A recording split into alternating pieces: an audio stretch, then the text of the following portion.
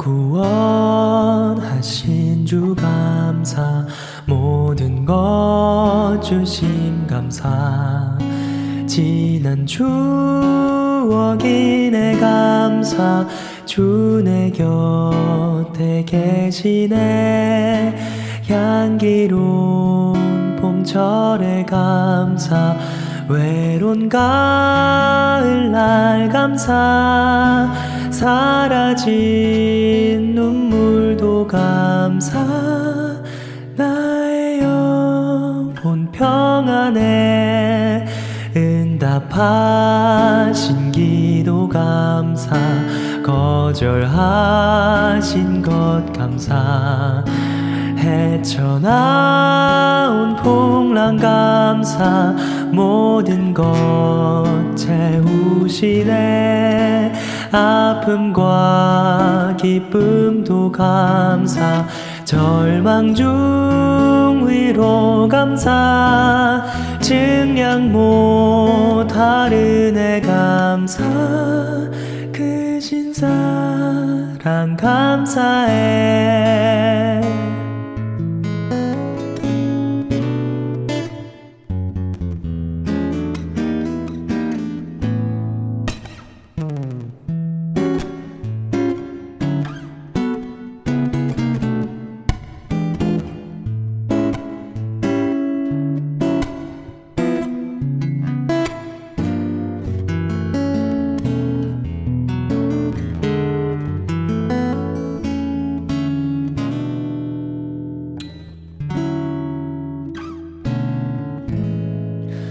길가에 장미꽃 감사, 장미가시도 감사, 따스한 가정, 희망 주심에 감사, 기쁨과 슬픔도 감사, 하늘 평안을 감사, 내일의 희망을 감사.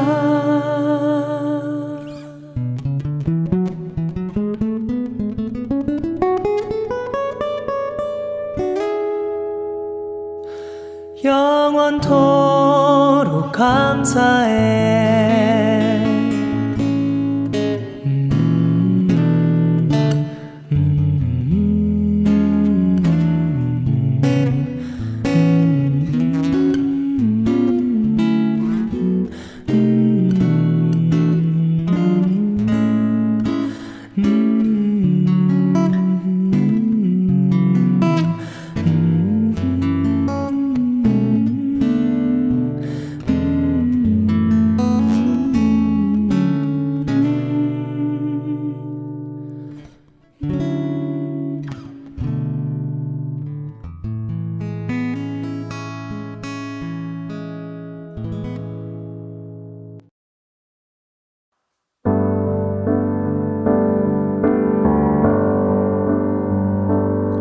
보라, 너희는 두려워 말고, 보라, 너희를 인도한 나를 보라, 너희는 지치지 말고, 보라,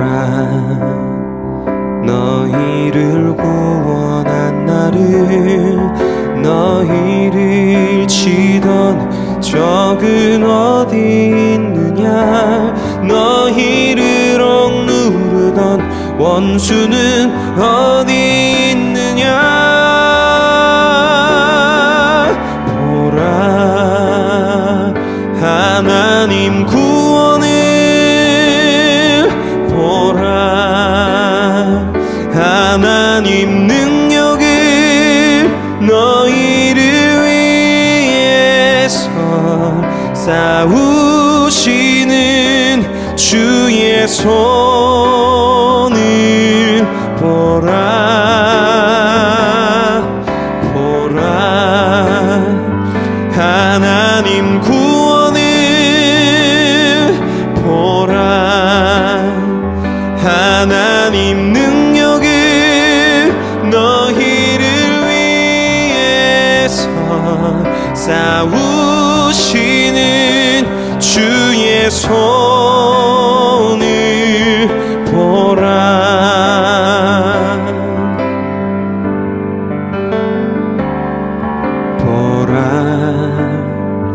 너희는 두려워 말고 보라. 너희를 인도한 나를 보라. 너희는 지치지 말고 보라. 너희를 구원한 나를, 너희를 치던 적은 어디 있느냐. 너희를 억누르던 원수는 어디 있느냐. 보라, 하나님 구원을 보라. 하나님 능력을 너희를 위해서 싸우시는 주의 손을 보라. 보라, 하나님 구원을 보라. 하나님 능력을 너희를 위해서 싸우시는 주의 손을 보라. 보라, 하나님 구원을 보라. 하나님 능력을 너희를 위해서 싸우시는 주의 손을 보라. 보라, 하나님 구원을 보라. 하나님 능력을 너희를 위해서 싸우시는 주의 손을 보라. 너희를 위해서 싸우시는 주의 손을 보라.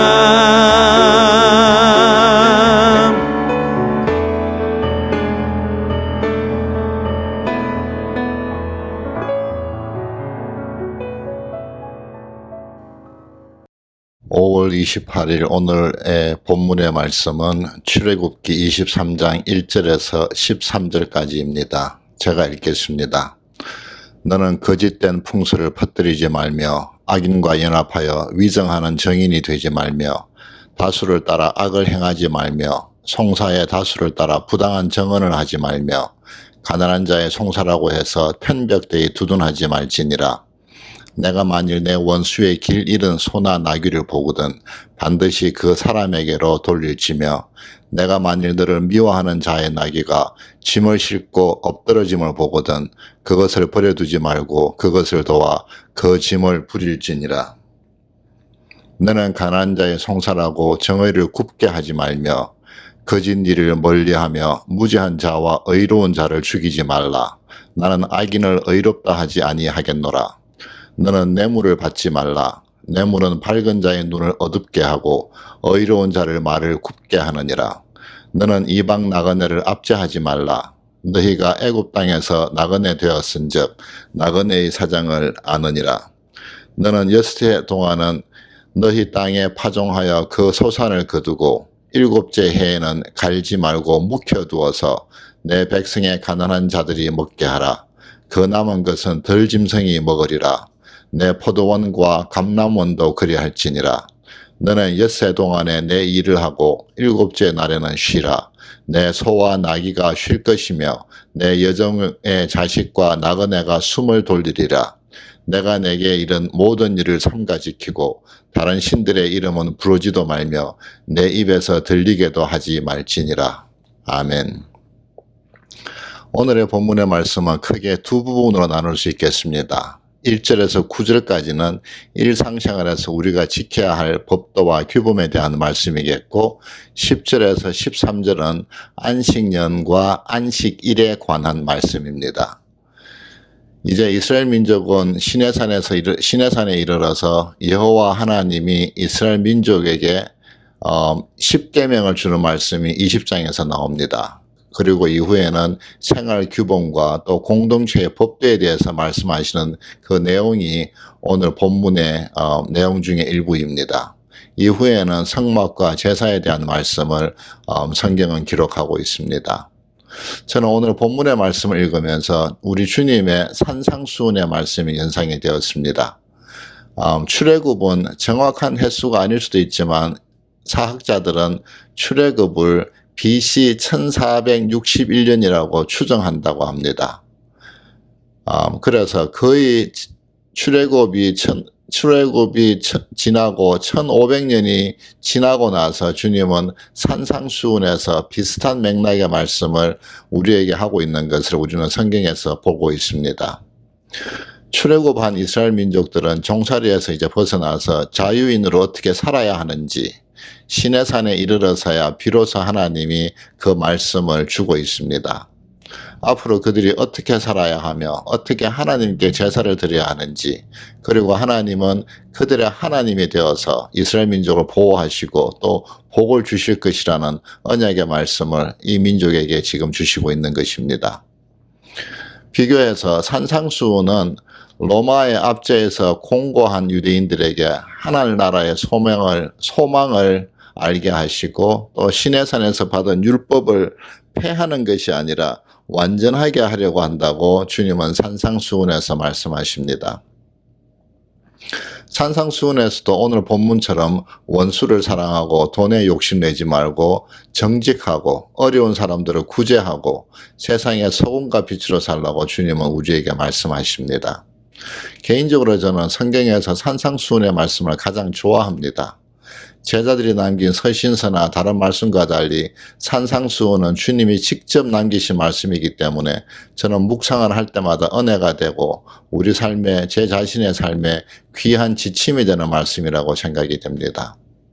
오늘 본문의 말씀이 산상수훈의 그 말씀처럼 저에게는 오버랩되면서 평소 개인적으로는 저는 구약의 말씀은 막연하게 이스라엘 민족에 주신 말씀이어서 그런 이미지가 있어서 다소 거리감이 있었고 또 이 오늘의 그런 생각이 있었는데 이 본문의 말씀을 제가 읽으면서 이 말씀이 21세기를 사는 우리에게도 그대로 적용이 되는 말씀처럼 저에게는 다가왔습니다. 우선 앞부분에 1절에서 9절의 말씀을 자세히 보면 우리의 가치 기준이 어디에 있어야 하는지 가르치는 말씀으로 보여집니다. 우선 1절에서 3절의 말씀은 여호와 하나님에서 정직하라는 말씀으로 받아들여집니다. 제가 1절에서 3절을 다시 한번 읽겠습니다. 1절에서 너는 거짓된 풍소를 퍼뜨리지 말며 악인과 연합하여 위정하는 정인이 되지 말며 다수를 따라 악을 행하지 말며 송사의 다수를 따라 부당한 정언을 하지 말며 가난한 자의 송사라고 해서 편벽대에 투준하지 말지니라. 이 말씀을 보면서 우리 인류가 발달해온 과정이 생각이 납니다. 우리 인류의 발달은 미디어가 발달한 과정이라고 해도 크게 오류가 없을 것 같습니다. 오늘 현대에서는 너무 많은 매체와 방송들 그리고 또 인터넷이나 또 SNS나 오늘 현대사회에서는 한 개인의 생각과 말이 세상 반대편에 이름 없는 사람에게까지도 바로바로 전달이 되는 그런 세상을 우리는 살고 있습니다. 우리가 서로 소통하고 연락이 자유롭다는 점에서는 좋지만 사람이 누구나 자기는 옳다고 생각하고 또 합리화하려는 본성을 우리는 가지고 있습니다. 그렇게 보면은 본문처럼 우리가 정인이 되고 어떤 또 송사가 벌어질 때 누가 옳고 누가 그린지 또 무엇이 선이고 무엇이 악인지 너무나 혼돈스러운 세상을 우리는 지금 살고 있습니다. 많은 믿지 않는 사람들이 지지하는 포스트 모더니즘이라는 사상이 있죠. 그래서 이 사상의 포스트 모더니즘의 기본은 나라는 개인이 모든 선택과 가치의 기준이 된다는 것입니다. 나에게 좋으면 좋은 것이고 나에게 좋지 않으면 좋지 않은 것이라는 것이 포스트 모더니즘의 기본입니다. 그래서 우리는 모두가 다른 가치와 선택 기준을 가지고 지금 살고 있는 현대죠. 이 말씀을 비추어 보면 오늘 우리에게 이 말씀을 적용한다라면은 우리가 말을 할 때, 즉 하나님, 성령님이 우리의 말을 듣고 계시고 우리가 무엇을 행할 때 하나님이 보시고 있다는 의식이 우리에게 있어야 한다는 것입니다. 그럴 때 우리는 비로소 함부로 남을 가십하지 않을 수 있고 또 시류에 따라서 가치가 흔들리지 않을 수 있고 또 가진 자를 따르고 가지지 못한 자를 무시하지 않게 되겠죠. 4절과 5절의 말씀은 내 원수를 사랑하라는 주님의 가르침처럼 저에게는 들립니다. 제가 4절과 5절을 다시 한번 읽겠습니다. 내가 만일 내 원수의 길 잃은 소나 나귀를 보거든 반드시 그 사람에게로 돌릴지며 내가 만일 너를 미워하는 자의 나귀가 짐을 싣고 엎드러짐을 보거든 그것을 버려두지 말고 그것을 도와 그 짐을 부릴지니라. 이 말씀은 나와 불편한 사람이라도 옳은 것이면 행해야 하는 것이고 그가 도움이 필요하면 도와주라는 것이죠. 그러니까 주님의 말씀처럼 내 원수를 사랑하라는 말씀에 포함되지 않을까 하는 생각이 듭니다.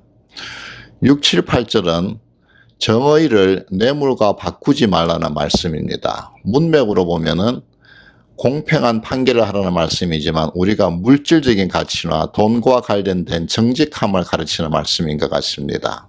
제가 다시 한번 읽겠습니다. 6절에 너는 가난한 자의 송사라고 정의를 굽게 하지 말며 거짓 일을 멀리하며 무죄한 자와 의로운 자를 죽이지 말라. 나는 악인은 의롭다 하지 아니하겠노라. 너는 뇌물을 받지 말라. 뇌물을 밝은 자의 눈을 어둡게 하고 의로운 자의 말을 굽게 하느니라. 현대처럼 우리가 물질 만능의 시대에서 우리가 하는 업무나 일에서 신앙의 양심을 지키면서 정직하게 사는 것은 참 힘듭니다. 본문의 말씀을 문맥으로 보면은 사법부에 관련된 것처럼 보이는데 우리가 정치적으로나 사회적인 지도자에 있는 사람들이 돈으로 인해서 부정하고 그 사회적 혼란을 일으키는 것을 우리는 너무나 많이 보고 있습니다. 하지만 우리 자신에게 이 말씀을 적용할 때 나는 얼마나 물질적인 유혹이나 또 그 청렴하게 신앙에 따라 살고 있는지를 돌아보면은 제 자신도 제가 깨끗하다라고 말할 수 없을 것 같습니다. 저의 직업적인 이야기에서 어떤지 모르겠지만 제가 한 가지 최근에 어떤 한 분의 말씀을 들어서 그게 너무 인상적이어서 제가 소개하고 싶습니다. 그분은 당연히 믿는 분입니다. 믿는 분이고 최근에 연세가 65세가 이제 되셔서 메디케어를 들었는데 주 정부에서 메디케이드도 만들어서 보내주었다고 합니다. 제가 설명을 좀 드리면 메디케어는 65세가 되면 연방정부에서 시니어들에게 들어주는 보험 플랜입니다. 그리고 근데 이게 메디케어는 모든 것을 다 커버해 주지는 못합니다. 특히나 처방약 같은 게 안 되기 때문에 따로 보험을 추가로 들거나 아니면은 정부에서 해주는 메디케어 플랜은 일반 보험 회사 플랜으로 바꾸어야 됩니다. 그래야지 추가 보험료를 좀 줄일 수도 있고 그렇게 됩니다. 그런데 메디케이드는 저소득자들에게 주 정부에서 해주는 무료 의료 혜택입니다. 그러니까 즉 소득이 없는 사람들에게 해주는 플랜이기 때문에 기본적으로는 인컴이 없어야지 됩니다. 재산이 없어야지 됩니다. 그런데 이분은 본인은 메디케이드를 직접 신청하지도 않았는데 어찌어찌해서 그게 신청이 되었는지 주 정부에서 메디케이드 카드를 보내주었다는 겁니다. 그런데 이분이 자기는 개인적인 수입은 그렇게 많지 않지만 개인 재산이 있기 때문에 자기는 해당이 안 된다고 담당자에게 연락을 해서 그 가입을 취소했다는 것입니다. 이것이 비용으로 따지면 한 달에 한 200불이 넘는 것입니다. 그런데 그걸 본인이 취소했다는 거죠. 제가 그 말을 들으면서 이분은 정말 하나님 앞에서 정직하게 살려고 하는 분이구나 하는 마음이 들었습니다. 요즘 팬데믹으로 인해서 정부에서 많은 예산을 들여서 회사나 또 가게들이나 또 종업원들이 해고당하지 않고 그 고용을 유지하도록 그렇게 정부에서 많은 재정적인 지출을 하고 있고 회사들을 보조하고 있죠. 또 실직한 사람들에게는 실업수당을 주고 또 건강보험을 들어주고 이런 정부 혜택을 해주고 있습니다. 뉴스에서 보면은 큰 회사들, 이름 있는 큰 대기업들이나 또 유명한 사립대학들이 이런 정부 지원금들을 먼저 챙기는 바람에 정작 필요한 이름 없는 사람들에게나 이름 없는 사람들이나 회사들이 그런 혜택을 받지 못한다는 그런 뉴스를 우리는 본 적도 있습니다. 물론 이런 것이 뇌물은 아니지만 우리가 일상에서 부정직한 이익을 얻으면서도 크게 그런 것이 잘못이라고 생각하지 않는 어떤 만연한 우리들의 마음을 저희들은 보면서 참 씁쓸한 생각이 듭니다. 오늘 본문에서 말하는 것처럼 이러한 것들이 뇌물은 부정한 돈이라는 것은 우리가 누구나 다 알고 있습니다. 재판관이 재판을 굽게 하는 뇌물만 부정한 돈이 아니고 어떻게 보면은 우리 역시 우리에게 적용할 때 이런 신앙 양심에서 어긋나는 이익을 우리가 취한다면은 그것은 역시 주님이 보시기에 의롭지 못하다는 마음 생각이 듭니다. 이렇게 말하는 저 자신도 사실은 얼마나 정직하게 제가 세금을 내고 있고 또 얼마나 정직하게 하나님의 것을 하나님께 드리면서 살고 있는지 주님이 지금 저에게 물으신다라면 저 자신도 참 부끄럽습니다. 그러나 분명한 것은 우리가 이렇게 세상적인 물질관을 따라서 우리가 산다라면 우리의 눈이 어두워져서 우리는 주님을 보지 못하게 되고 또 우리의 마음은 세상적인 욕심으로 가득 차서 결국 우리의 기도는 막히게 되겠죠. 9절은 소외된 이웃을 도우라는 말씀처럼 들립니다. 제가 다시 읽겠습니다. 너는 이방 나그네를 압제하지 말라. 너희가 애굽 땅에서 나그네 되었은즉 나그네의 사정을 아느니라. 고아나 과부를 돌보는 것이 초대교회에서는 행해졌던 굉장히 아름다운 사역 중에 하나입니다. 일상에서 소외되고 또 도움이 필요한 사람을 돕는 것은 우리가 주님의 사랑을 행하는 아주 당연한 일이라고 생각이 되어집니다. 10절에서 12절은 안식년과 안식일에 대한 규례입니다. 제가 다시 읽겠습니다. 너는 6해 동안은 너의 땅에 파종하여 그 소산을 거두고 7째 해에는 갈지 말고 묵혀두어서 내 백성의 가난한 자들이 먹게 하라. 그 남은 것은 덜 짐승이 먹으리라. 내 포도원과 감람원도 그리할지니라. 너는 6해 동안에 내 일을 하고 7째 날에는 쉬라. 내 소와 나귀가 쉴 것이며 내 여종의 자식과 나그네가 숨을 돌리리라. 우리는 그로스리에 가면 올게닉 식재료를 좋아하고 또 그렇게 만든 음식을 좋아합니다. 건강에 좋은 것이기 때문에 더 비싼 가격을 치르고도 우리 자매들은 아내들은 그런 식재료를 사서 가족들이 음식을 먹도록 준비를 합니다. 오늘 본문의 말씀을 보면서 저는 하나님의 창조 질서는 완벽하고 참 자연 친화적인 것이구나 하는 생각이 들었습니다. 우리 인간의 탐욕이 우리 이 지구를 이렇게 병들게 하는구나 하는 생각이 새삼 듭니다.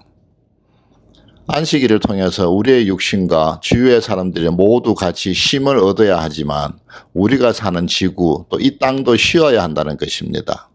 그런데 며칠 전 땅이 쉬게 하는 것이 아니라 우리는 비료를 주고 농약을 뿌리고 더 많은 작물을 수확하려고 애쓰고 있습니다.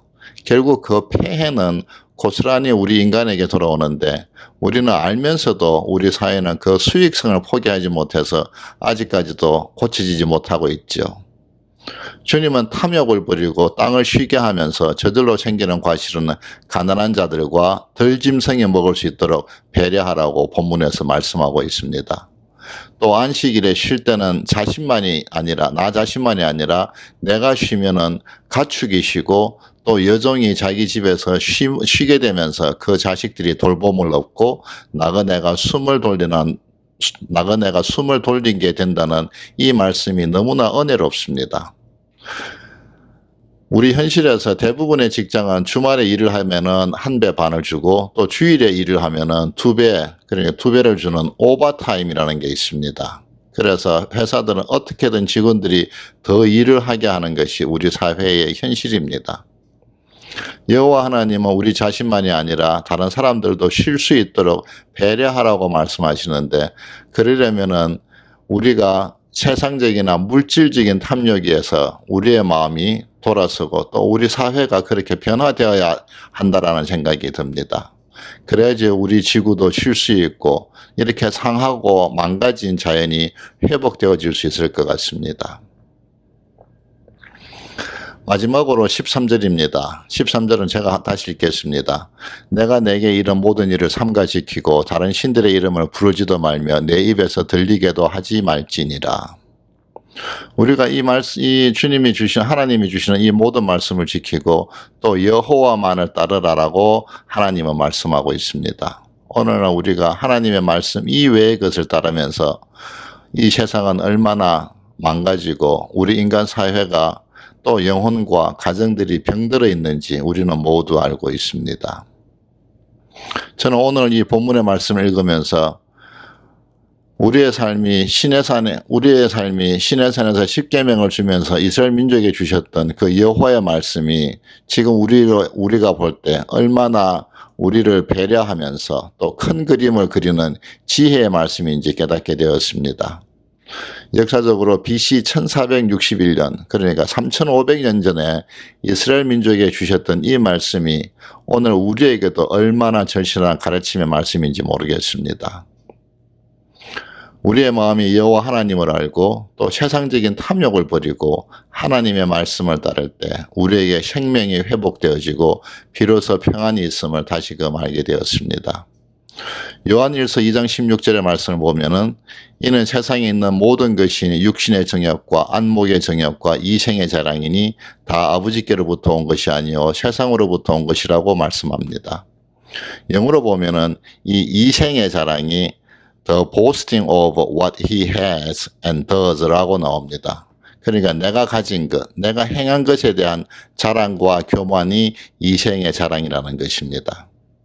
우리가 세상에서 얼마나 가지고 있고 또 내가 얼마나 잘 행하고 있는지 자랑하고 교만한 마음이 있다라면은 그것은 하나님이 주신 것이 아니라 세상에 준 것이라는 말씀입니다. 돈을 사랑하니 일만하게 부리라고 사도 바울은 디모데서에서 디모데에게 교훈을 하는 말씀도 우리가 봅니다.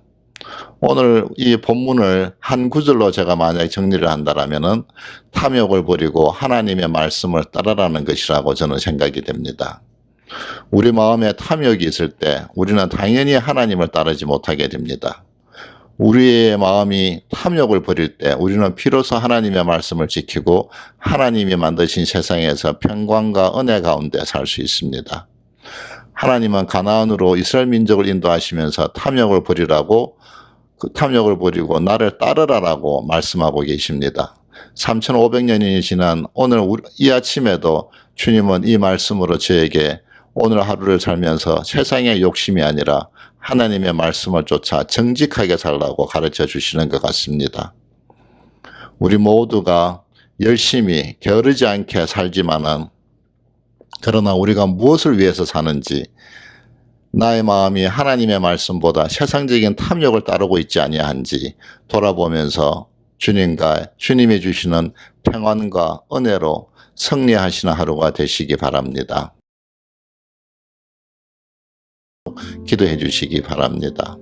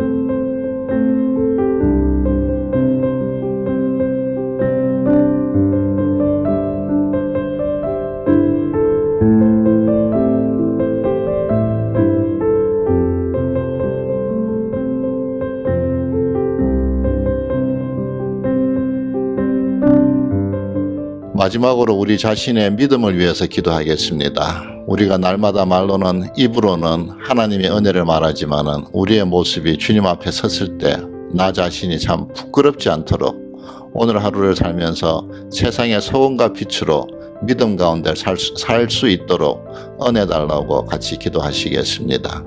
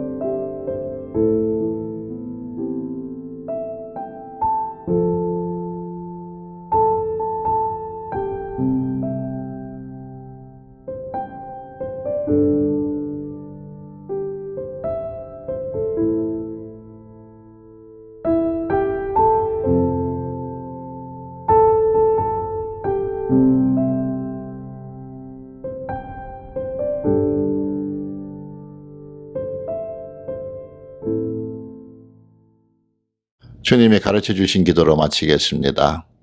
하늘에 계신 우리 아버지여, 이름이 거룩히 여김을 받으시오며 나라가 임하시오며 뜻이 하늘에서 이루어진 것 같이 땅에서도 이루어지이다. 오늘 우리에게 일용할 양식을 주시옵고 우리가 우리에게 죄 지은 자를 사하여 준 것 같이 우리의 죄를 사하여 주시옵고 우리를 시험에 들게 하지 마시옵고 다만 악에서 구하시옵소서. 나라와 근세와 영광이 아버지께 영원히 있사옵나이다. 아멘.